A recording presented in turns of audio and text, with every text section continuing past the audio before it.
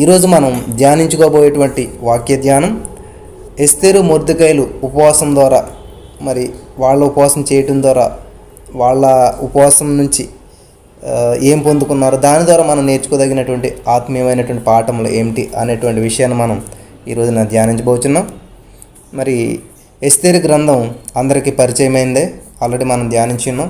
ఎస్తేరు గ్రంథం నుంచి ఈ రోజున 4వ అధ్యాయము 1వ వచనం నుంచి 16-17 వచనాల వరకు, అంటే మొత్తం అధ్యాయం అంతా కూడా మనం ఈ రోజున కొన్ని విషయాలు ధ్యానించుకుంటూ వెళ్దాం. చూడండి, ఇందులో ఈ అధ్యాయం అంతట్లో ఒక మాట అంటదమ్మ ఎస్తేరు. చివర 16వ వచనం చూసినట్లయితే, నీవు పోయి షూషానునందు కనబడిన యూదులనందరినీ సమాజ మందిరమునకు సమకూర్చి నా నిమిత్తము ఉపవాసముండి 3 దినములు అన్నపానములు చేయకుండుడి. నేనును నా పనిగత్తులను కూడా ఉపవాసముందుము. ప్రవేశించుట న్యాయ వ్యతిరేక్తముగానున్నను నేను రాజునద్దకు ప్రవేశించుదును. నేను నశించెదను. అటువలే మొర్దెకై బయలుదేరి ఎస్తేరు తనకు ఆజ్ఞాపించిన అంతటి ప్రకారము జరిగించెను. ప్రార్థన చేసుకుందాం. మిక్కిలి ప్రేమ నమ్మకములు గల మా ప్రియ పరలోకపు తండ్రి, నీ అత్యున్నతమైన నామానికి లెక్కలేని స్తుతులు, స్తోత్రాలు, వందనాలు చెల్లిస్తూ ఉన్నాం. ఈ సమయమందిన ప్రభా, ఈ యొక్క వాక్యం ధ్యానిస్తూ ఉండగా మాతో మాట్లాడమని, ఈ యొక్క ఆన్లైన్లో ఎంతమంది బిడ్డలైతే ఈ యొక్క వాక్యాన్ని వింటూ ఉన్నారో వారందరిపై నీ ఆత్మ అభిషేకం కుమ్మరించమని, వినిచినటువంటి వాక్యం ఏది వ్యర్థం కాకుండా ప్రతి హృదయంలో నాటబడి ఫలించి అభివృద్ధి చెందినట్లు సహాయం చేయమని యేసు నామమున ప్రార్థించి పొందుకుని ఉన్నామా పరమ తండ్రి, ఆమెన్. హల్లెలూయా. దయచేసి అంతా కూడా బైబిల్ని దగ్గర పెట్టుకుని ఓపెన్ చేసి, మొబైల్లో కాదు, దయచేసి మీ బైబిల్ పేపర్ బైబిల్ ఉంటుంది కదా, అది దగ్గర పెట్టుకుని చూడాలని చెప్పి ఒక పెన్సిల్ తీసుకుని అండర్లైన్ చేసుకుంటా ఉంటే బాగుంటుంది. చూడండి, మళ్ళీ చదువుతాను నేను. 16వ అధ్యాయం 15వ వచనం, 4వ అధ్యాయం 15వ వచనం నుంచి మనం చూసినట్లయితే, ఎస్తేరు మొర్దెకైతో మరలా ఎట్లను, నీవు పోయి షూషానునందు కనబడిన యూదులందరినీ సమాజ మందిరమునకు సమకూర్చి. హల్లెలూయా. నా ప్రియమైనటువంటి సహోదరి స్నేహితులారా, మనం ఎంతమందిని ధ్యానించాం, ఇంతమంది జీవితాల్లో వాళ్ళు ఉపవాసం చేశారు. ఉపవాసం అనేది ఎలా చేశారు, ఎందుకు చేశారు, ఏ పర్పస్తో చేశారు అనేటువంటి విషయాలు మనం చూస్తూ వస్తున్నాం. అసలు ఉపవాసం చేసే క్రమం ఏంటన్నది మనం నేర్చుకుంటూ వస్తూ ఉన్నాం. హల్లెలూయా. ఇక్కడ చూడండి, వీళ్ళకి యూదులందరికీ చాలా ప్రమాదకరమైనటువంటి, చాలా లైఫ్ అండ్ డెత్ విషయం అనేది ఒకటి ఎదురైందనమాట. హామాన్ అనేటువంటి వ్యక్తి ఏం చేశారంటే వీళ్ళందరినీ సంహరించేసేయాలి, వీళ్ళ జాతి లేకుండా చేయాలనేటువంటి పరిస్థితి అక్కడ ఏర్పడినప్పుడు దానికి వీళ్ళు ఎలాగా నిర్ణయం తీసుకున్నారు, ఏం చేస్తున్నారు అన్నది ఇక్కడ చాలా స్పష్టంగా ఉన్నది. మీకు తెలుసు ఎస్తేరు గురించి. ఎస్తేరు అనేటువంటి ఆమె అక్కడ ఈ యూదురాలైనప్పటికీ తనకున్నటువంటి అందము, అణుకువ, జ్ఞానాన్ని బట్టి దేవుడు ఆమె పక్షం ఉండగా ఆమెకి ఇచ్చినటువంటి ఆ యొక్క అందాన్ని దేవుని నామ మహిమార్థంగా ఉపయోగించి ఆ దేశానికి రాణిగారు అయ్యారనమాట. ఎస్తేరు అంటే ఒక నక్షత్రం లాంటిది. ఎస్తేరు అనేటువంటి ఆ యొక్క ఆ మాటకు అర్థం కూడా మనం ధ్యానించుకున్నాం ఆల్రెడీ. ఎస్తేరు అంటే నక్షత్రం, హదస్స అంటే ఏంటంటే పరిమళము గల చెట్టు. ఆమెకు ఆ పేర్లు ఉన్నాయన్నమాట. సో అటువంటి స్త్రీ ఏం చేస్తుంది, ఇప్పుడు ఒక రాణి పొజిషన్లో ఉంది, చక్కటి సుఖవంతమైనటువంటి జీవితాన్ని జీవిస్తూ ఉంది. కానీ ఆమెకేం ఆపద రాలేదు, ఆమెకి ఏ విధమైనటువంటి ఇబ్బంది కలగలేదు. కానీ తన జాతికి ఆపద వచ్చింది, తన జాతికి ప్రాణగణం వచ్చిందనమాట. వచ్చినప్పుడు ఆమె ఏం చేస్తూ ఉంది, సరేలే మన జాతికి ఏదో వచ్చిందిలే, మనం బాగానే ఉన్నాం కదా, మన ఫ్యామిలీ బాగానే ఉంది కదా, మన స్థితి బాగానే ఉంది కదా, మనం ముందుకు వెళ్ళిపోతున్నాం కదా, మనకు మంచి ఉద్యోగం ఉంది, మంచి ఇల్లు ఉంది, మంచి బ్యాంక్ బ్యాలెన్స్ ఉంది, మంచి అన్నీ బాగానే ఉన్నాయి కదా, ఇంకా మనం ఎందుకని అనుకోవట్లేదు అమ్మాయి. ఆమె ఏం చేస్తుంది, తన జాతి కోసం, తన ప్రజల కోసం ఒక చక్కటి నిర్ణయం తీసుకుంటుందని. కాబట్టి గుణమైనటువంటి స్త్రీకి ఉండేటువంటి లక్షణాలన్నీ కూడా ఎస్తేరులో మనకి కనపడుతూ ఉన్నాయి. హల్లెలూయా. దేవునికి స్తోత్రం కలిగిందాక. నా ప్రియమైనటువంటి సహోదరి స్నేహితులారా, ఈ రోజున దేవుని నమ్ముకున్నటువంటి నీవు దేవుని యొక్క ఉచితమైన మహాకృపను బట్టి నువ్వు మంచి పొజిషన్లో ఉండొచ్చు, మంచి ఇల్లు కట్టుకుని ఉండొచ్చు, మంచి స్థితిలో జీవిస్తూ ఉండొచ్చు, మంచి ఆరోగ్యం దేవుడికి ఇచ్చి ఉండొచ్చు. కానీ అదే జీవితం అనుకుని దాంట్లోనే జీవించేస్తూ ఉన్నారు చాలామంది, ఒక సేఫ్ జోన్లో అన్నమాట. కానీ మేము ఏం చేస్తూ ఉంది, అంతటి ఉన్నతమైన స్థితిలో ఉన్నప్పటికీ, అంతటి మహారాణి గారిగా ఉన్నప్పటికీ తను ఏం చేస్తుంది, తన ప్రజల కోసం ఆలోచిస్తుంది. ఎవరైతే ఇబ్బందులో ఉన్నారో, ఎవరైతే మరి ఆ యొక్క బాధల్లో ఉన్నారో, తన ప్రజలకు వచ్చినటువంటి ఆ బాధను తన బాధగా స్వీకరించింది అనమాట. ఈ రోజున చూసినట్లయితే, ఎందుకని బ్రదర్ మేము ఇంత కష్టపడి ఎందుకు ప్రార్థన చేయాలి, ఎందుకని మేము ఎంత రిస్క్ తీసుకోవాలి అని చాలామంది ఉంటుంటారు. అంటే మనకు ఆపద వస్తేనే, నాకు దెబ్బ తగిలితేనే నేను ఫీల్ అవుతాను, ఎదుటికి దెబ్బ తగిలితే నాకెందుకు అనేటువంటి స్వార్థపూరితమైనటువంటి జీవితాలు మనం జీవిస్తూ ఉన్నాం. కానీ బైబిల్ చెప్తూ ఉంది, యేసుక్రీస్తు ప్రభువు స్వయంగా తన నోటితో చెప్పినటువంటి మాట ఏంటంటే, నిన్ను వలె నీ పొరుగువాన్ని ప్రేమించుము. నిన్ను వల్ల నీ పొరుగువాన్ని ప్రేమించడం అంటే ఏంటంటే, చూడండి, నీకు చిన్న పినిస్ గుచ్చుకుంటేనే అబ్బా అని ఎంత బాధపడతావో, సేమ్ ఎదుటి వ్యక్తి జీవితంలో కూడా అదే జరుగుతుంది అనమాట. వాళ్ళకు కూడా చిన్న బాధ వచ్చినప్పుడు ఆ బాధ నువ్వుగా ఫీల్ అయ్యి, ఆ భారాన్ని నువ్వు భారంగా తీసుకుని ఎప్పుడైతే నువ్వు ప్రేయర్ చేస్తావో అది సహోదర ప్రేమ అంటే. అంతేగాని నేను సేఫ్గానే ఉన్నాను, నేను బాగానే ఉన్నాను, మిగతా వాళ్ళు ఏమైతే నాకు ఎందుకు, నా కుటుంబంలో నేను రక్షించబడను, నా కుటుంబంలో నేను డెవలప్ అయ్యాను, అభివృద్ధి చెందాను అని అనుకుంటూ ఉంటుంటాం.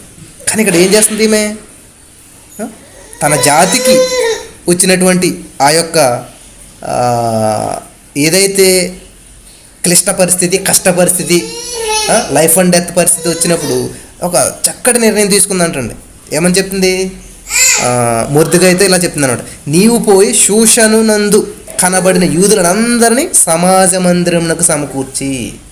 చూడండి, ఆపద వచ్చినప్పుడు మనం ఏం చేయాలి అసలని మనం చూసాం. మనం దావీదుకి కుమార్తెకి ఒంట్లో బాగోపోతే, హెల్త్ బాగోపోతే, జబ్బు వచ్చినప్పుడు డాక్టర్లు పిలట్లేదు, ఆయన ఏం చేస్తున్నాడు, దేవుని సన్నిధికి వెళ్తా ఉన్నాడు. ఇక్కడ చూడండి, వీళ్ళకి ఏంటంట, వీళ్ళు చనిపోయే పరిస్థితి వచ్చింది, వీళ్ళ జీవితం అంతమైపోయే పరిస్థితి వచ్చింది, వాళ్ళని నిర్మూలన చేసేటువంటి పరిస్థితి వచ్చింది. వాళ్ళ సమస్యకి పరిష్కారం ఎక్కడ ఉంటుంది, రాజుగారి దగ్గర ఉంటుంది. వాళ్ళ సమస్యకి పరిష్కారం ఎక్కడ ఉంటుంది, కోర్టుల్లోనూ వాటిల్లో ఇట్లా తిరగాలి. కానీ వాళ్ళు ఏం చేస్తున్నారంట, యూదులందరినీ సమాజ మందిరమునకు సమకూర్చమని చెప్తూ ఉంది, దేవాలయం, దేవుని దగ్గరికి. కాబట్టి నీకు వచ్చినటువంటి సమస్యల నిమిత్తము, నీకు వచ్చినటువంటి బాధల నిమిత్తము, దేని నిమిత్తమైనా ఆ సమస్యల వైపు చూడకూడదు. నువ్వు చాలా పెద్ద సమస్య వచ్చింది కానీ సమస్య వైపు చూడలేదు, సమస్యను పరిష్కరించేటువంటి దేవుని వైపు చూస్తూ ఆ సమస్యకు పరిష్కారం ఎక్కడుందో అక్కడికి వెళ్తూ ఉన్నారు. హల్లెలూయా. ఈరోజు నేను చాలామంది దేవుని సన్నిధిలో మోకరించడం చాలా తక్కువ అండి. ఆర్థిక మాంద్యం వచ్చి పడుతుందా, అయితే మనం దాన్ని ఎలా ఓవర్కమ్ చేయాలి, అసలు ఏ ప్లాన్లు వేసుకోవాలి, ఇట్లాగా ఏంటి మైండ్లో ఆలోచిస్తూ ఉంటారు. దేవుని సన్నిధికి రారు, మనసులో హల్లెలూయా మనసులో ఆలోచన కలిగి ఉంటారు, దేవుని మీద మాత్రం ఏ విధమైనటువంటి ఆలోచన కలిగి ఉంటారు అనమాట. కానీ ఇక్కడ ఏం చేస్తున్నారంట,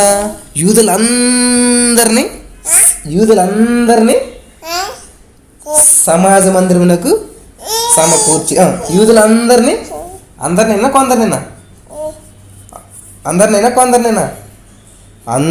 అందరినీ, హల్లెలూయా, యూదులందరినీ కూడా ఎక్కడ తీసుకొస్తున్నారంట, సమాజ మందిరమునకు. హల్లెలూయా. చూడండి, సమాజ మందిరమునకు సమకూర్చి.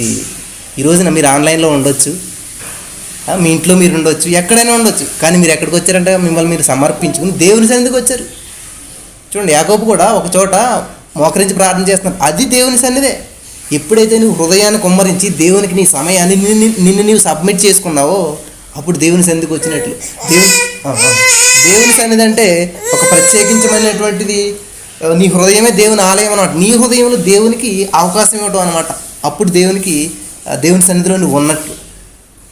లేకపోతే నువ్వు ఒక మందిరంలో ఉన్నా, ఒక దేవాలయంలో ఉన్నా, 100 మంది మధ్యలో నువ్వు ఆరాధిస్తున్నప్పటికీ దేవునికి అవకాశం లేదనుకోండి, దేవునికి నువ్వు అవకాశం ఇవ్వలేదనుకోండి, దేవుని చిత్తానికి నువ్వు లోబడలేదనుకోండి, దేవుని నామాన్ని నువ్వు మహింపరిచేటువంటి వ్యక్తిగా నువ్వు లేవనుకోండి,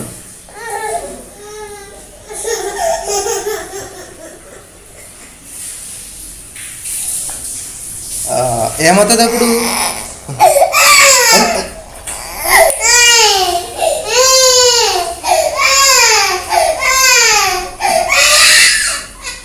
హల్లెలూయా.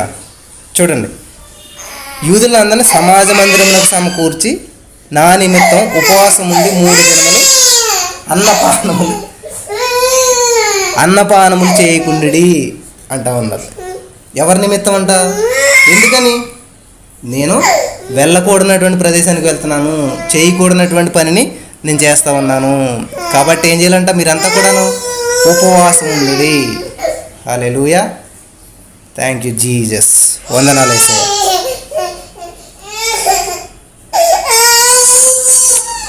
హల్లెలూయా.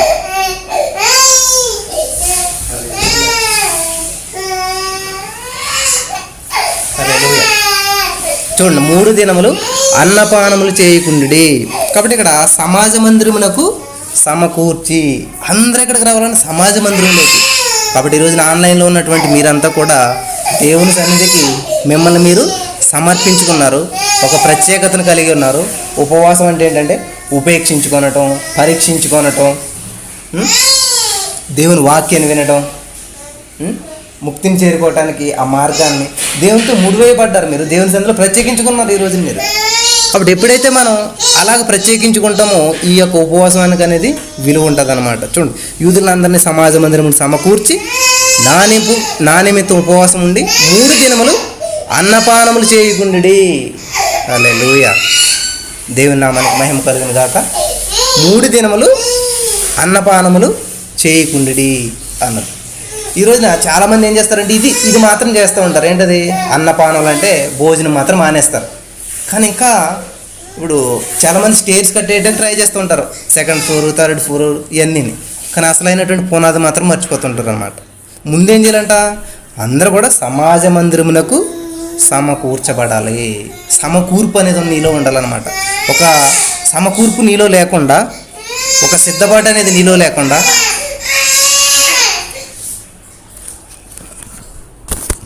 నీ ఇష్టానుసారంగా నువ్వు ఉపవాసం ఉండి చేసినప్పుడు అదేమవుతుందంట, వ్యర్థమైపోతుంది. హల్లెలూయా. చూడండి, ఇక్కడ ఏం చేయాలి, సమకూర్పు అనేది చాలా ఇంపార్టెంట్ అనమాట. దేవుని సన్నిధిలో మనం ఉపవాసం చేసినప్పుడు ఎలా చేయాలంట, సమకూర్పు అంటే నిన్ను నీవు సమకూర్చుకోవాలన్నమాట. నిన్ను నీవు నాలో ఏం కావాలి, సమకూర్చుకోవటం అంటే ఏంటంటే సిద్ధపాటు కలిగి ఉండటం అనమాట. ఏమి కావాలో దాన్ని సెట్ చేసుకోవటం అనమాట. ఫర్ ఎగ్జాంపుల్, మనం ఒక వంట చేయాలనుకోండి, నూనె కావాలి, ఆయిల్ కావాలి, ఉప్పు కావాలి, కారం కావాలి, ఇవన్నీ సమకూర్చుకుని అప్పుడు వంటకు సిద్ధపడతాం మనం. అర్థమవుతుంది కదా? అంతా గృహిణీలు ఉన్నారు కాబట్టి ఎక్కువ అర్థమవుతుందని చెప్తూ ఉన్నాను. ఏదైనా ఒక బిర్యానీ వండుకుంటారు మీరు, ఏదైనా చేసేటప్పుడు ఏం చేస్తారంటే మీరు చక్కగా అన్నీ సమకూర్చుకుని అప్పుడు మాత్రమే మీరు వంటకు సిద్ధపడతారు. కానీ ముందు అక్కడ దాని మీద అన్నీ పెట్టేసుకుని తర్వాత మీరు అది పొయ్యి మీద మీరు పెనం అది పెట్టేసిన తర్వాత వెళ్ళి ఆయిల్ కొట్టి దగ్గరికి వెళ్ళి ఆయిల్, తర్వాత వెళ్ళి మీరు అందులోకి ఏం కావాలో అవి తెచ్చుకోరు ఎవరు కూడా. ముందేం చేసుకుంటారు, అన్నీ సమకూర్చుకుని అన్నీ సిద్ధపాటు చేసుకుని అప్పుడు మాత్రమే వాళ్ళు ఆ యొక్క వంటకి సిద్ధపడతారన్నమాట. అలాగే ఉపవాసం చేయనప్పుడు ముందు ఏం చేయాలంటే మీరు సమకూర్చుకోవాలన్నమాట. అన్నీ దగ్గర పెట్టుకోవాలన్నమాట. నేను దేవునికి సమర్పించుకుంటున్నాను కాబట్టి నాకు ఇవన్నీ అనుకూలంగా ఉన్నాయి లేవా,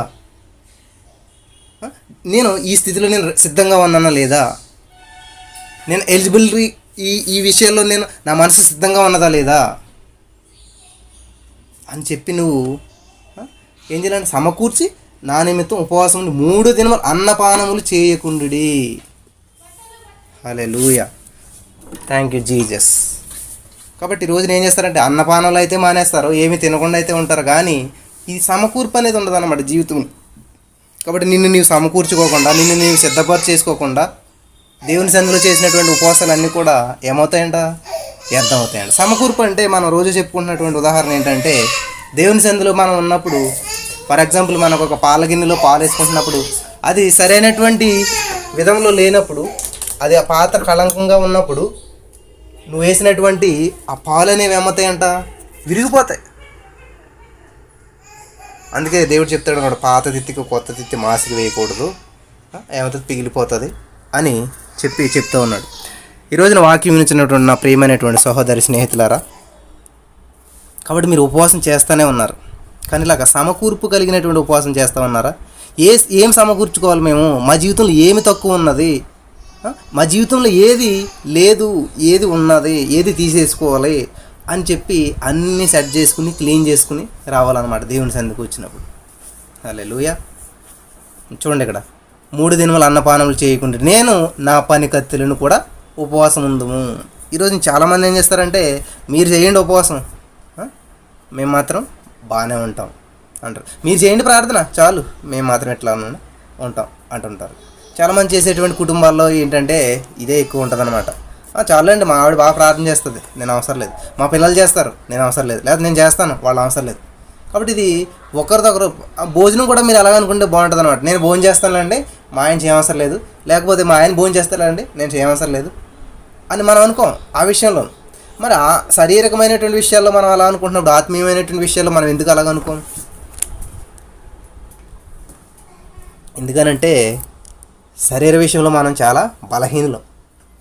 కాబట్టి దానికి లోబడతాం మనం. ఎప్పుడైతే నువ్వు శరీరానికి ఆత్మకి పోరాటం జరుగుతూ ఉంటుందంట, నువ్వు ఆత్మకు విలువిచ్చినప్పుడు ఏం చేస్తావంటే శరీరాన్ని జయించగలుగుతావు. శరీరానికి ఎప్పుడైతే లోబడిపోయావో ఆత్మీయంగా నువ్వు ఓడిపోతావు. హల్లెలూయా. నా చిన్నతనంలో కూడా నేను ఇలాగ ఉపవాసాలు చేస్తూ ఉన్నప్పుడు బలహీనం అయిపోతుంటుంటే, పర్వాలేదురా కొబ్బరి బొండం తాగు అనేవారు మా అమ్మగారు. కొబ్బరి బొండం ఇచ్చేవారు. పర్వాలేదురా ఇది తిను, పర్వాలేదురా టీ తాగు, పర్వాలేదులే పాలు తాగు. నెమ్మదిగా ఏమవుతుంది, ఒకటి పెంచకుండా భోజనం చేసేస్తే ఏమవుతుంది, ఒక గంటనొక సరిపోతుంది. అట్లాగే ఏం చేస్తుందంటే సాతానుగాడు మనల్ని నెమ్మదిగా బలహీనపరిచేస్తాడు. నేను ఎప్పుడు బలహీనుడునో అప్పుడు బలవంతుడు అంటున్నాడు దేవుడు. ఎందుకని నీలో ఉన్నటువంటి దాన్ని పక్కన పెట్టమంటాడంటే, నువ్వు నాకు దగ్గరగా ఉండాలంటేరా, నువ్వు బలహీనుడు అయితేనే నువ్వు నా దగ్గర ఉంటావు. అపోస్తలుడైన పౌలు గారు ప్రభువా ఇది తీసేయ అన్నారు. ఏంటి, ఆలో ఉన్నటువంటి చిన్న అనారోగ్యం, నేను తీయను అన్నాడు దేవుడు. అదేంటి ప్రభువా అన్నాడు. అపోస్తలుడైన పౌలు గారు నడుస్తుంటే నీడండి, కనీసం ఆయన కూడా తాగట్లేదు. ఆయన యొక్క నీడ పడితేనే అనేక మంది లేచి కూర్చుంటున్నారు, చనిపోయిన వారు లేస్తున్నారు. ఆయనకి తగిలించినటువంటి వస్త్రము పట్టుకెళ్ళి ఆ వస్త్రాన్ని, ఈయనకి తాగిన వస్త్రాన్ని ఇంకొకరు పెడుతుంటే వాళ్ళ స్వస్థత వచ్చేస్తుంది. కానీ ఈయన ఇంకా ఏం చేస్తున్నాడు, బలహీనతతో బాధపడుతున్నాడు. ప్రార్థన చేస్తున్నాడు రోజు, నా కృప నీకు చాలన్నాడు దేవుడు. అదేంటి ప్రభా కొన్ని అంత తీసేయంటే నేను తీయను అన్నాడు అనమాట. ఎందుకనంటే ఈ రోజున ప్రతి మనిషిలోనూ అలాగా ఒక చిన్న బలహీనతను దేవుడు ఎంత ప్రార్థన చేసినా తీయడంటే, ఒకవేళ ఆ రోగం తీసేయడనుకోండి, అప్పుడు ఏమవుతాడు, పౌలు గారు దేవుడు అయిపోతాడు. అప్పుడు అందరూ ఏమనుకుంటారు, ఓహో ఈయన మనకలాంటివారు బాబు, ఈయన కూడా జబ్బుతో బాధపడుతున్నాడు, ఈయన కూడా చిన్న ప్రాబ్లం ఉన్నది, ఈయన మనిషే అంటే దేవుని శక్తి ఇతనిలోంచి ప్రభావితం అవుతుంది కాబట్టి అందరూ స్వస్థపడుతున్నారు, కానీ ఈయనలో ఏమీ లేదు అనేటువంటి నిర్ణయానికి రావాలంటే అతను బలహీనుడు అయి ఉండాలి అక్కడ. అందుకని ఆ రోగం తీయలేదన్నమాట దేవుడు. అంతేగాని లేకపోతే పౌలు గారు అంటే దేవుడికి ఇష్టం లేకపోతే అలా కాదు. రోగం వచ్చిన చెప్పి ఏం చేస్తున్నాడు, ప్రభువా అని ప్రార్థన చేస్తున్నాడు అన్నమాట. ఆ బాధ వచ్చినప్పుడల్లా దేవుని వైపు చూస్తున్నాడు. మనకు ఒక ఎగ్జాంపుల్ ఉంటుంది, వాట్సాప్లో మనం చదివాను నేను. ఒక అతను అపార్ట్మెంట్లో 12వ ఫ్లోర్లో పనిచేస్తున్నాడంట. వాళ్ళ ఫ్రెండ్ కింద ఉన్నాడు, పిలుస్తున్నాడు, అరుస్తున్నాడు. ఎంత అరుస్తున్నా రావట్లేదు. ఇంక ఇలా కాదని చెప్పి తన జేబులో ఒక 10 రూపాయల నోటు ఉంటే కింద వేయడంట. అటు ఇటు చూసి ఎవరు లేరు, ఇంకా అవగాహన తీసి జేబులో పెట్టుకున్నాడంట ఆయన. అరే ఇలా కాదని 100 రూపాయల నోటు వేసాడంట, అది కూడా తీసి జేబులో పెట్టుకున్నాడు.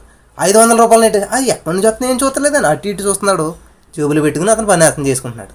అరే ఇలా కాదని చెప్పి అక్కడ చిన్న రాడ్ ఉంటే రాడ్ ఇచ్చి కొట్టాడు. ఎవడు కొట్టాడని పైకి చూసాడంట. నా ప్రియమైనటువంటి సహోదరి స్నేహితులారా, దేవుని వైపు చూడాలన్నది, దేవుని వైపు నువ్వు చూడాలన్నది ఆయన ఆశ. ఆయన మీద నీ దృష్టి ఉండాలన్నది ఆయన ఆశ. కాబట్టి నువ్వు ఏం చేస్తే ఆయన వైపు నీ దృష్టి ఉంచుతావో, అందుకని చిన్న రాళ్ళు వేస్తుంటాడు అప్పుడు దేవుడు. చిన్న బాధలు పెడుతుంటాడు, చిన్న సమస్యలు వస్తాడు, ఏసయ్యా అని మొదలు పెడతావు. అప్పుడు నీ సమస్య లేకపోతే ఏం చేస్తావు, అంచక్క హ్యాపీ లైఫ్ జీవించేస్తుంటావు. ఈ రోజున రాణిగారు ఉపవాసం ఉండవలసినటువంటి పరిస్థితి ఎందుకు వచ్చింది? రాణిగారితో పాటు ఆమె పనిగత్తులు ఉపవాసం ఉండవలసిన పరిస్థితి ఎందుకు వచ్చింది? రాణిగారు పనిగత్తులే కాకుండా ఆ యొక్క యూదులందరూ కూడా ఉపవాసం ఉండవలసిన పరిస్థితి ఎందుకు వచ్చింది? అర్థమవుతుందన్న ప్రియమైనటువంటి సహోదరి స్నేహితులారా. ఎప్పుడన్నా నువ్వు ఉపవాసం ఉన్నావా? ఎప్పుడన్నా నీ కుటుంబం అంతా కలిసి ఉపవాసం ఉన్నారా? ఎప్పుడన్నా నీ సంఘం అంతా కలిసి ఉపవాసం ఉన్నారా? ఎప్పుడన్నా నీ గ్రామం అంతా కలిసి ఉపవాసం ఉన్నారా? లేదు. అంత సమస్య రాలేదు మనకి. ఎప్పుడు సమస్యలు నిన్ను షైన్ అప్ చేస్తాయంట. హల్లెలూయా. చిన్నతనంలో నాకు కొడవలు ఉండేది, కోతకి వెళ్తుండేవాడు అనమాట. కోత టైం వద్దులోకి అది ఇట్లాగా కళ్ళు కూడా చూడలేకపోయి అనమాట. ఎండలో పెడితే తల మెరుస్తుండేది. ఎందుకంటే కోసి కొలిది దాన్ని షైన్ అయిపోతూ ఉండేది, మంచి తెల్లగా కనపడేది. నల్లని కొడవలే, కానీ ఆ కొయ్యగా స్టీల్ లాగా మెరిసిపోతుండేది. కానీ ఆ కోత టైం అయిపోయాక పట్టుకెళ్ళి పక్కన పడేసేవాళ్ళు మేము. ఏమైందంట మళ్ళీ నది నల్లగా అయిపోయేది అనమాట. కాబట్టి దేవుడు ఏంటంటే మీ వెలుగు ప్రకాశింపనీయుడు లెమ్ము తేజరిల్లు అని చెప్తున్నాడు దేవుడు. నీ వెలుగు ప్రకాశించాలంటే ఎప్పుడు ప్రకాశించదంట? శోధించబడిన మీదట సువర్ణం మరింత ప్రకాశవంతమవుతుంది. నువ్వు మరింత మరింత మరింత మరింత ఏం చేయాలంటే ప్రకాశవంతంగా ఉండాలంటే ఇట్లా వెళ్తూ ఉండాలన్నమాట. అందుకనే దేవుడు ఇరుకు మార్గాల్లో నడిపిస్తూ ఉంటాడు. విశాల మార్గంలో చాలామంది వెళ్ళిపోతుంటారు, ఇరుకు మార్గంలో చాలా తక్కువ మంది, కొద్ది మంది వెళ్తూ ఉంటారు. నా ప్రియమైనటువంటి సహోదరి స్నేహితులారా, ఈరోజు నీ జీవితంలో ఇరుకు మార్గాలు గుండా వెళ్తూ ఉన్నావా? ఈరోజు నీ జీవితంలో సమస్యలు గుండా వెళ్తూ ఉన్నావా?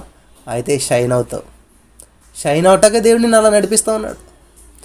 నీలో ఉన్నటువంటి తుప్పునంతా పోగొడటానికి, నీలో ఉన్నటువంటి ఏదైతే ఎక్స్ట్రా ఉందో దాన్ని అంతా కట్ చేయడానికి ఇరుకు మార్గం గుండా దేవుడు నడిపిస్తూ ఉన్నాడు. ఇక్కడ చూడండి, వీళ్ళకి ఈ సమస్య రాకపోతే రాణిగారు ఏం చేస్తుంది? హాయిగా చిలికత్తెల చేత అంచక ఆ నెమలేకలతో ఇలాగా విసిరించుకుంటా హాయిగా కూర్చుని ఉంటుంది. చిలికత్తెలు కూడా ఏం చేస్తారు? శుభ్రంగా తినేసి వాళ్ళు కూడా రాణిగారి దగ్గర కూర్చుంటారు. సో వాళ్ళ లైఫ్ వాళ్ళు. తర్వాత యూదులందరూ ఏం చేస్తారు? వాళ్ళ పనిలో వాళ్ళు బిజీగా ఉంటారు. కానీ ఎప్పుడైతే సమస్య వచ్చిందో చూడండి, అప్పటి వరకు దేవుడు ఏం చేస్తున్నాడు? యూదులకి 10 రూపాయలు, 50 రూపాయలు, 500 అట్లా ఇసురుతా ఉన్నాడు మాట దేవుడు. అంత హ్యాపీగా మర్చిపోయారు. ఇంకా ఎక్కడి నుంచి వస్తున్నాయి డబ్బులు, ఎక్కడి నుంచి వచ్చింది ఈ ఆరోగ్యం, ఎక్కడి నుంచి వచ్చిందో ఈ జీవితం, ఎక్కడి నుంచి వచ్చిందో ఈ సమయం, ఎక్కడి నుంచి వచ్చిందో ఈ ఇల్లు, ఎక్కడి నుంచి వచ్చిందో ఈ ఉద్యోగం, ఎక్కడి నుంచి వచ్చిందో ఈ జీవితం మర్చిపోయారు అందరూ కూడా. ఆ ఇచ్చినటువంటి జీవితాన్ని అనుభవించేస్తూ హ్యాపీగా గడిపేస్తూ ఉన్నారు.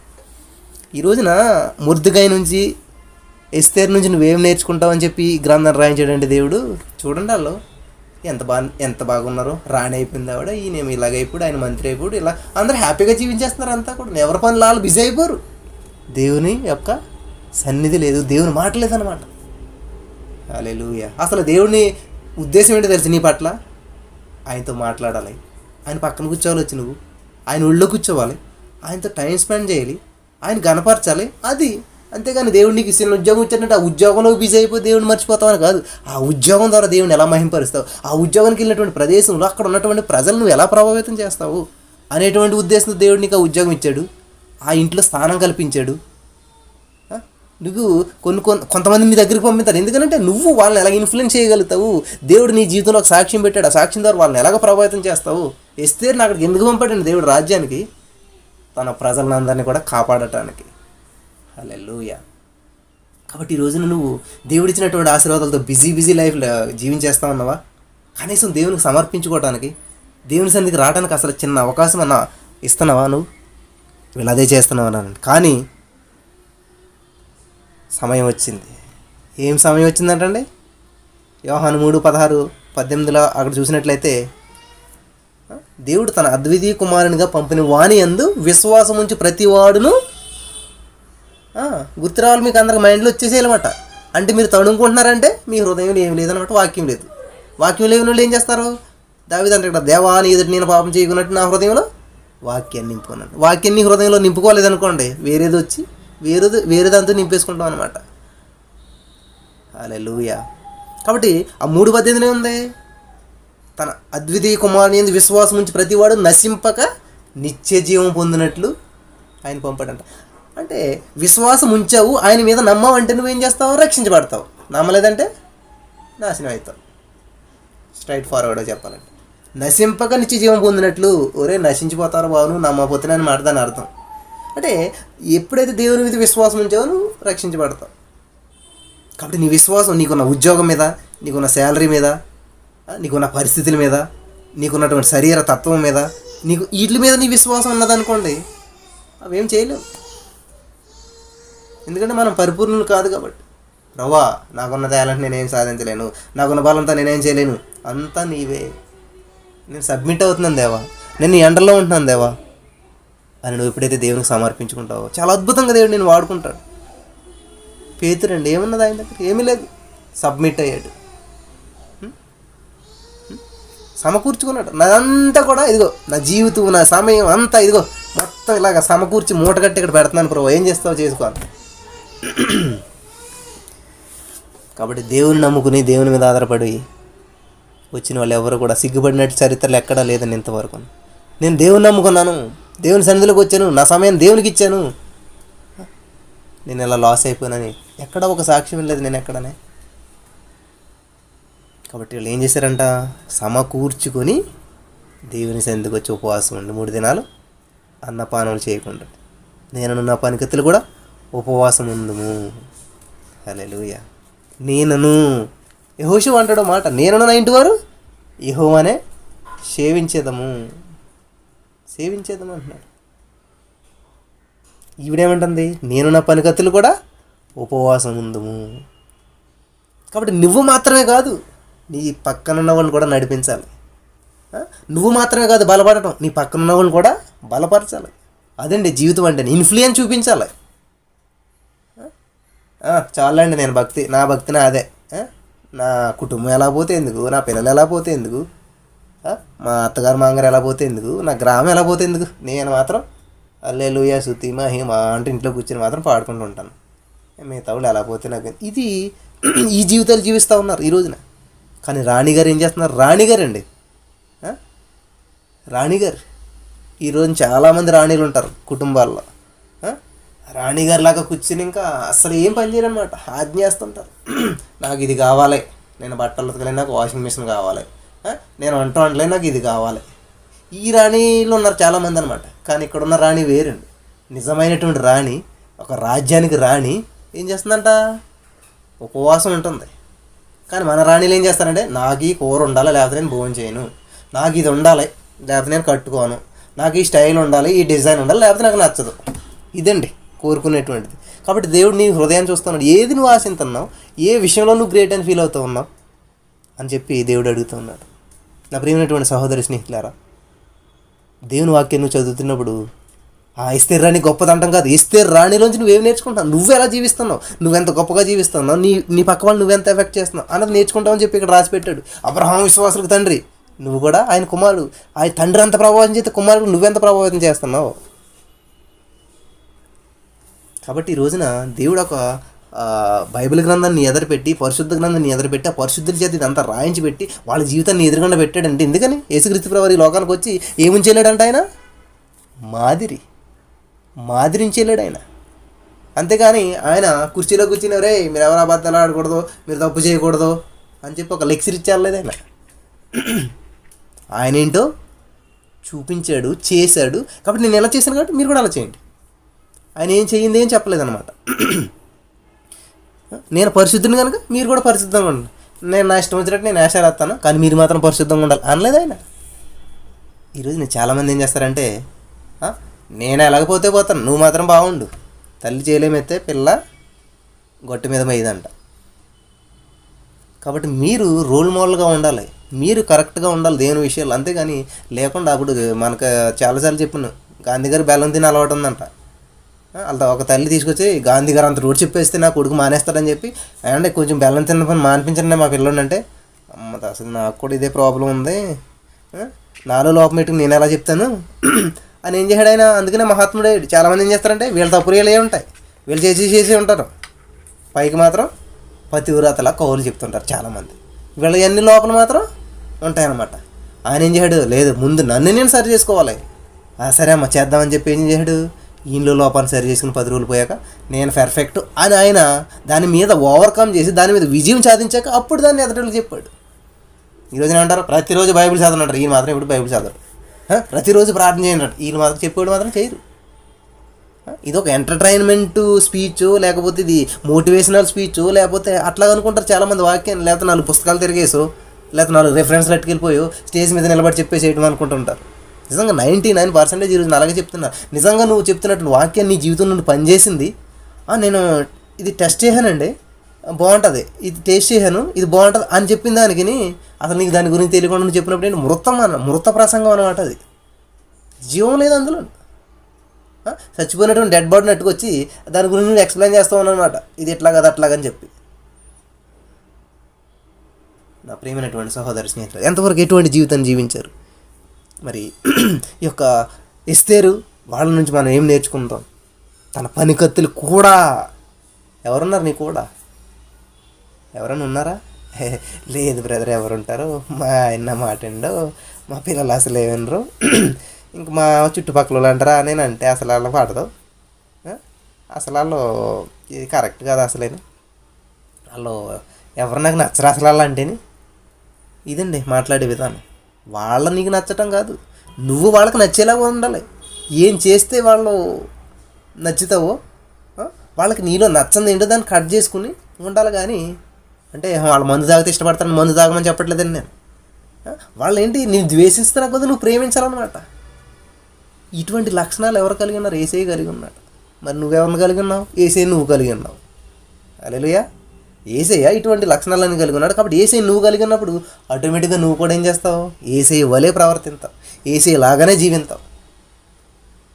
హల్లెలూయా. నా ప్రియమైనటువంటి వారు, చాలా అద్భుతమైనటువంటి విషయాలు దేవుడు మనకు తెలియజేస్తూ ఉంటాడు వాక్యం ధ్యానిస్తూ ఉన్నప్పుడు. ఈ అధ్యాయం అంతా వివరించాలనుకున్నాను కానీ ఈ 2-3 వచనాల్లోనే మనకు అయిపోయింది. కాబట్టి సమాజ మందిరమునకు సమకూర్చి, కాబట్టి దేవుని పాదాల దగ్గరకు నువ్వు వచ్చి అక్కడ మోకరించి దేవుని సందులో గడిపి అప్పుడు ఉపవాసం ఉండాలండి. ఉపవాసం ఉండి ఊరంతా తిరగడం, ఉపవాసం ఉండి నీ పనులు చేసుకోవడం, ఉపవాసం ఉండి సినిమాలు చూడటం, సీరియల్ చూడటం, క్రికెట్లు చూడటం, లేకపోతే ఇట్లా గడుపుతుంటారు చాలామంది. టైం పాస్ అనుకుంటారు ఉపవాసం అంటే కదా. చాలామంది టైం పాస్ చేస్తుంటారు కదా. ఉపవాసం అంటే భోజనం మానేసి మళ్ళీ భోజనం టైం వరకు అటు ఇటు ఇటు ఇటు గడిపేసి భోజనం చేస్తారు, అయిపోయింది ఉపవాసం. స్కూల్కి వెళ్ళి వచ్చేసి ఎగ్జామ్ టైం వరకు అటు ఇటు గిరిగిరి తిరిగి వచ్చేసి ఎగ్జామ్లో కూర్చుంటే బ్లాక్ మైండ్ ఏముంటుంది? బ్లాక్ ఏమి లేదు, బ్లాక్ బోర్డ్ లాగా ఖాళీగా నల్లగా ఉంటుంది, ఏమి రాదు ఇంకా అందులో జీవితం చీకటి. కాబట్టి ఈ రోజున మన జీవితాల్లో ఒక ఆశీర్వాదం లేదు, ఒక జీవం లేదు, ఒక ఫలం లేదు, ఒక అభివృద్ధి లేదు అంటే కారణం ఏంటో తెలుసా? చీకటి జీవితాలు జీవిస్తూ ఉన్నాం మనం. ఫలం లేదు మన జీవితాలు. హల్లెలూయా. చూడు, నేనను నా పనికత్తులను కూడా ఉపవాసం చేయడం వాటి వండర్ఫుల్ మాట అండి అది. యెహోషువ అంటే నేనను నా ఇంటి వారు అన్నాడు అక్కడ. కాబట్టి నీ కూడా వచ్చేవాళ్ళు ఎవరైనా ఉన్నారా? నీ మాట వినేవాళ్ళు ఎవరైనా ఉన్నారా? నిన్ను అనుసరించే వాళ్ళు ఎవరైనా ఉన్నారా? పౌలు గారు నేను క్రీస్తుని పోలి నడుచుకున్న చిన్న ప్రకారం మీరు నన్ను పోలి నడుచుకున్నాడు అని చెప్పాడు. ఎంత కాన్ఫిడెంట్గా చెప్పాడండి. మరి నువ్వు అనగలుగుతావు ఆ మాట? నీ మాటని ఎవరన్నా కనీసం నువ్వు చెప్పిన మాట ఎవరైనా వినగలుగుతున్నారా? నీలో జీవం ఉన్నప్పుడు, నీవు దేవునికి దగ్గరగా ఉన్నప్పుడు నీ మాట వింటారు. ప్రధానమంత్రి గారి మాట ఎవరంటారు? సీఎం గారు వింటారు. సీఎం గారి మాట ఎవరంటారు? ఎంపీలు అంటారు. ఎంపీల మాట ఎమ్మెల్యే. అలాగా నువ్వేంటి పై అధికారికి నువ్వు లోబడినప్పుడు నీ మాట కింద వాళ్ళు లోబడతారు అన్నమాట. కాబట్టి నువ్వు దేవుని కనెక్ట్ అయినప్పుడు ఆటోమేటిక్గా నీకు కనెక్ట్ అవుతారు ప్రజలు. అర్థం చేసుకోండి ప్రియమైన వాళ్ళ, నువ్వు ఎప్పుడైతే దేవుని కనెక్ట్ అవుతావో నిన్ను కనెక్ట్ అవుతారు, నిన్ను కాంటాక్ట్ చేస్తారు ప్రజలు. హల్లెలూయా. కాబట్టి నేను నా పనికత్తులను కూడా ఉపవాసం ఉందుము. హల్లెలూయా. మరి ఈరోజు వరకు నువ్వు ఎటువంటి ఉపవాసం చేసావు, ఎందుకు చేసావు, ఏంటన్నది ఏమైనా ఆలోచన చేసావు? అంతా నీ స్వార్థం కోసం. ఒక ఉద్యోగం కావాలి, మా పిల్ల బాగోవాలి, మా ఇల్లు బాగోవాలి, మా కారు బాగోవాలి, మా కుక్క బాగోవాలి, ఇటువంటి ఉపవాసాలు చేసుకుంటావు తప్ప ఎప్పుడన్నా నా ప్రజలు బాగోవాలి, నా కుటుంబం బాగోవాలి, నా గ్రామం బాగోవాలి. వాళ్ళంతా కూడా ఆ యొక్క క్లిష్ట పరిస్థితుల్లో నుంచి వారికి ఉన్న సమస్యల నుంచి విడుదల పొందాలి. వాళ్ళ కోసం నేను ఉపవాసం ఉంటాను అంటలే అని ఎవరైనా చేశారు ఈ రోజు వరకు? లేదు. చరిత్రలో ఎక్కడ ఎవరు కూడా మా చర్చి డెవలప్ చెందాలండి, లేకపోతే నా చుట్టుపక్కల ఉన్న ప్రజలు మారాలండి, మా అత్తగారు వాళ్ళ కుటుంబం మారాలండి, వాళ్ళ కోసం నేను ఉపవాసం ప్రార్థన లేదు. నా జాతి ఉందండి. ఎప్పుడు గుర్తొస్తే తెలిసే జాతి పెళ్లి సంబంధాలు చూసేటప్పుడు, ఇటువంటి పరిస్థితుల్లో గుర్తొస్తా తప్ప ఇలా నశించిపోతున్నటువంటి విషయాల్లోనూ తప్పిపోతున్నటువంటి విషయాల్లో భయంకరమైనటువంటి జీవితాలు జీవిస్తూ లోకానుసారమైనటువంటి జీవితాలు గడుపుతున్నాడు అప్పుడు రాదు. వాటి నుంచి తప్పించుదాం వాళ్ళని అన్నటువంటి ఆలోచన రాదు. దేవుడు చాలా స్పష్టంగా మాట్లాడుతున్నాడు ఈరోజు మీతో. నేను నా పనిగత్తులు కూడా ఉపవాసం ఉందు, ప్రవేశించుట న్యాయ వ్యతిరిక్తముగా ఉన్నాను, నేను రాజుని వద్దకు ప్రవేశించదును. ఇది గవర్నమెంట్కి ఆపోజిట్, ఇది రూల్ ప్రకారం ఇది పని జరగదు. ఇది అయినా కూడా నేను వెళ్తాను, ఎందుకనంటే నేను నశించేదను. అదండి రోషం. ప్రజల కోసం ప్రాణం పెట్టేస్తుందండి. యేసుప్రభువుకు ఉన్నటువంటి లక్షణం ఇస్తేర్లో కనపడుతుంది నాకు. నేను నశించినా కానీ నశించేదను, చచ్చిపోయినా పర్లేదు నేను, కానీ నా ప్రజలు రక్షించబడాలి. రాణిగారు అయ్యుండి జీవితాన్ని త్యాగం చేసేట్టుగా రెడీ అయిపోయిందండి. రాణిగారు అయ్యుండి ప్రాణం పోయినా పర్లేదు అనుకుంటా ఉంది. ఎందుకని? తన జాతి రక్షించబడాలని. ఈ రోజున జాతి కులము అన్నీ తిరుగుతుంటారు కదా చాలామంది. జాతితో ఎందుకుంటారంటే వీడికి ఏదన్నా వస్తే వాళ్ళంతా వస్తారని, ఎందుకని వాళ్ళ నుంచి వీళ్ళ బెనిఫిట్స్ పొందాలనుకునేటువంటి లింకప్స్ మాట ఈ రోజుల్లో ఉండేవన్నీ కూడా. కానీ నా ద్వారా వాళ్ళకి నేను ఏం చేయగలను? నా ద్వారా నేను ఎవరికి ఉపయోగపడుతున్నాను లేదు, వాళ్ళు నాకేం ఉపయోగపడతారు, వీళ్ళతో ఉంటే మనకు బెనిఫిట్ ఏంటి, వీళ్ళతో ఉంటే మనకి లాభం ఏంటి. ఎంత స్వార్థం అండి. కానీ ఎస్తేరు అట్లా కాదు. నేను నశించేస్తాను, నేను పోతే పోతాను, నా ప్రాణం పోయినా పర్లేదు, కానీ నా జాతి రక్షించబడాలి. యేసుప్రభువు వారు కూడా నా ప్రాణం పెట్టేస్తాను, ఎందుకంటే వీళ్ళంతా కూడా చాలా మూర్ఖపు స్వభావాలు, పాపపు స్వభావాలు, వాటన్నిటినీ కడగాలంటే ఏది సరిపోదు. నా రక్తం పెట్టేస్తాను, నా ప్రాణం పెట్టేస్తాను, నా రక్తం చేత వీళ్ళందరినీ కడిగేస్తాను, నేను పోయినా పర్లేదు. చూడండి, ఒక దీపం అంట అందరికీ వెలిగివ్వాలని చెప్పి తన కరిగిపోతుందంట, తన కరిగిపోతూ ఇతరులకు వెలుగునిస్తుందంట. క్యాండిల్ క్రొవ్వొత్తి. కాబట్టి దేవుడు మీరు లోకమునకు వెలుగై ఉన్నారు, మీ వెలుగును ప్రకాశింపనీయుడి. ప్రకాశింపనిస్తున్నావా, ఆర్పేస్తూ ఉన్నావు. కాబట్టి మొర్దెకై, ఎస్తేరు వాళ్ళ జీవితాల్లో వాళ్ళ ప్రజల కొరకు ఎంతటి నిర్ణయాలు తీసుకున్నారు, ఎటువంటి ఉపవాసం చేశారు. వాళ్ళు చివరికి ఏం చేశారు, విజయం పొందుకున్నారు. క్లిష్ట పరిస్థితుల్లో, కష్ట పరిస్థితుల్లో, అననుకూల పరిస్థితుల్లో మార్గం లేని చోట మార్గాన్ని ఏర్పాటు చేసుకున్నారు వాళ్ళు. ఇశ్రాయేలు ప్రజలకు దేవుడు మోషే ద్వారా ఎలాగైతే ఎర్ర సముద్రం మధ్యన 6 నెలలు నడిపించాడో, అలాగే వీళ్ళని కూడా చక్కటి మంచి ప్రదేశంలో, మంచి స్థితిలో వాళ్ళ ప్రాణాలు రక్షించుకోవడానికి దేవుడు సహాయం చేశాడు. హల్లెలూయా. ఉపవాసం చేశారు, కానీ లేదు మీరు బతికొచ్చి అనలేదు. ఉపవాసం చేసినప్పుడు దేవుడు ఏం చేయడంటే, రాజు ఏం చేయడంటే వాళ్ళకి, మీరు యుద్ధం చేయండి, మీ శత్రువుని మీరు చంపుకోండి అన్నాడు తప్ప మీ మీద శత్రువు రాడు అని చేయలేదు అక్కడ. కాబట్టి ఉపవాసం చేసినా కూడా నీ సమస్యలు నేను వెంటాడుతూ ఉంటాయి. అప్పుడేంటి, సమస్యల మీద నీకు అధికారం ఇస్తాడు దేవుడు, సమస్యలు రాకుండా మాత్రం చేయడు. ఉపవాసం చేసిన ప్రతి అయినా సమస్యలు వస్తున్నాయి. ఉపవాసం చేస్తే సమస్యలు రాకుండా చేస్తాడని కాదు అక్కడ దేవుడు. ఆ సమస్యను ఎలా తప్పించుకోవాలో ఐడియా నీకు ఇస్తాడు. ఆ సమస్య మీద నీకు అధికారం ఇస్తాడు దేవుడు. సమస్యను ఇన్నేళ్ళు పడి చేయదప్పుడు సమస్యను నువ్వు హతమార్చే అధికారం దేవుడు నీకు ఇస్తాడు. కాబట్టి అది సాధించారండి వీళ్ళు. మొర్దెకై, ఎస్తేరు వీళ్ళు ఉపవాసం ఏం చేశారంట, సమస్య మీద వీళ్ళ అధికారం సాధించారు, సమస్య మీద వీళ్ళ జయం సాధించారు, సమస్య మీద వీళ్ళు విజయం సాధించారు, సమస్యని పరిష్కరించుకోగలిగారు. మరి ఈరోజు నువ్వు చేస్తున్నటువంటి ఉపవాసం ఏదో నామకగా ఆ టైం నుంచి టైం భోజనం మానేస్తున్నావు, తర్వాత తినేస్తున్నావు, అయిపోతుంది అదే అనుకుంటున్నావా? అసలు నీ టార్గెట్ ఏంటి, నీ ఉద్దేశం ఏంటి, నువ్వు ఎందుకని చేస్తున్నావు? నీ ఉపవాసం ద్వారా దేవుని నామాన్ని మహింపరచగలుగుతున్నావా? నీ తోటి వారిని ఒక్కడైనా దేవుడి వైపు నడిపించగలుగుతున్నావా? ఒక్కడైనా మార్చగలుగుతున్నావా? ఒక్కళ్ళ జీవితాలైనా నీ మాటలు మార్చగలుగుతున్నాయా? నీ సాక్ష్యం ద్వారా ఒక్కడైనా ప్రభావితం చేయగలుగుతున్నావా? ఆలోచన చేద్దాం మనం అంతా. నిజమే, నా జీవితం ఎందుకో జీవించేస్తా ఉన్నాను నేను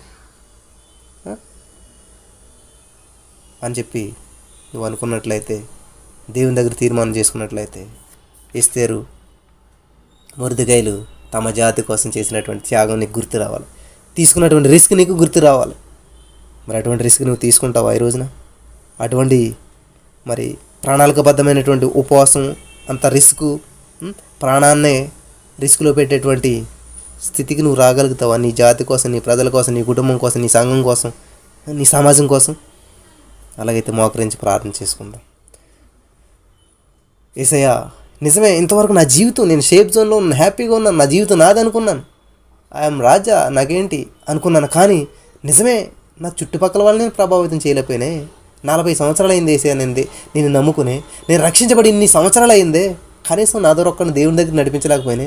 కనీసం నాతో వచ్చేవాళ్ళు ఎవరు లేదే, నాతో కలిసి ప్రార్థించేవారు నలుగురిని సంపాదించుకోలేకపోయినా, నాతో కలిపి నేను మహింపరిచేవాళ్ళు నలుగురిని సంపాదించుకోలేకపోయినా అని మనం దేవుణ్ణి ప్రార్థన చేద్దాం. ఇటువంటి జీవితం జీవించిన ప్రభా, ఇంతవరకు నాతో మాట్లాడావు నిజంగా. ఎస్తేరు రాణి, మహారాణి అయినప్పటికీ నా ప్రభా, ఆమె ఉపవాసం ఉండి నశించడానికి కూడా, ప్రాణం పెట్టడానికి కూడా సిద్ధపడిపోయింది. కానీ నేనైతే ఏమి చేసావు దేవా అని చెప్పి నిన్నే కోచింగ్ చేస్తూ ఉన్నాను. ఎందుకు నాకు ఈ కష్టాలు, ఎందుకు నాకు ఈ బాధలు అని చెప్పి నేను నాకున్నటువంటి శ్రమల వైపే ఫోకస్ చేస్తూ ఉన్నాను.